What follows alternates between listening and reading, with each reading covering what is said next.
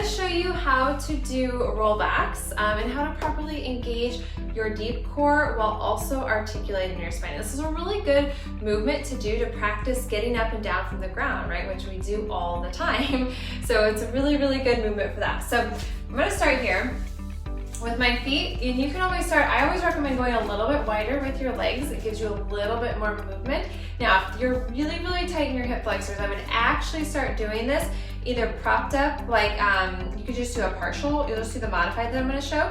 You can do it sitting up on a chair or a bench. If you have a bench at home, you could do these up there as well. So that could be very helpful if you're really tight in your hip flexors. So sitting up nice and tall, open those legs out. You can even go farther. You can keep your toes off the mat. I want you to inhale to prepare.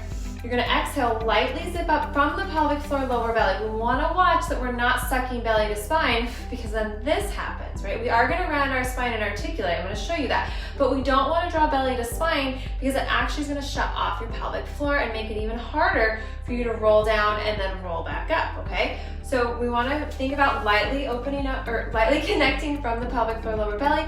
Arms can go out in front of you, and then as you exhale, think zipping up even more, pelvic floor, lower belly. We are gonna round our spine. We're gonna start to tilt that pelvis, and then we're gonna lengthen and come back up on those sits bones. So notice I didn't do back first and then up. What happens, we wanna articulate with the pelvis. So the pelvis is, yes, rounding underneath you, but we're not clenching our glutes so tight that we're shutting off our pelvic floor. Okay, so hopefully this is all making sense.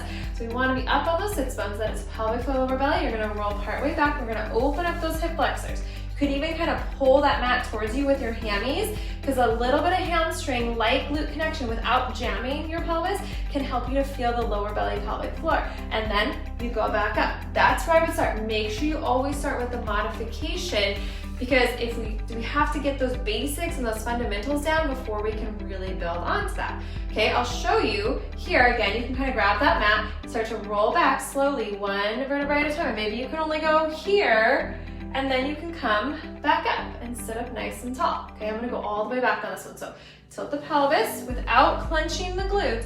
Roll, roll, roll, roll, roll. Lengthen those legs. You can bring your arms over.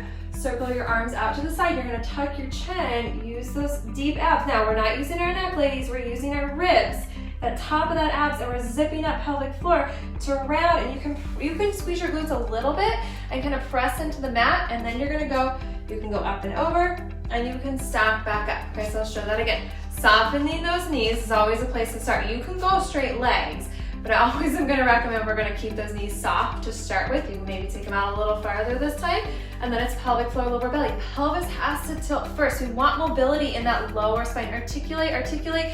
Use those deep abs to control, control, control. Reach long through those legs. Arms go up, circle around. Tuck your chin, but use your abs, your ribs, to pull you up, and then you can go over, and then you can stack. Okay, I hope that helps everyone today. For more information and more videos, you can check my website out at ericazeal.com. Also, if you are not tuning into my Core Connections podcast, I highly, highly recommend it. I talk about so many things, from movement, working out smarter versus working out harder, to all sorts of wellness and health topics. So if you're looking for that, you can just go to my ericazeal.com and go to the blog. You'll see it. There's lots of stuff on the blog, other videos, all the sorts of podcast information. Check all that out. And if anyone has any questions, please don't hesitate to reach out. I also was questions. Let me look really quick. Grace says, Erica, am I safe to coach this during the prenatal phase as long as there is no coning? I typically don't teach full roll-ups during pregnancy. It's a really intense abdominal one. You could do a partial rollback for sure.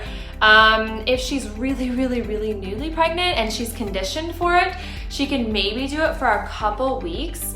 But for the most part, you're gonna wanna stick to the modified partial roll-ups for sure.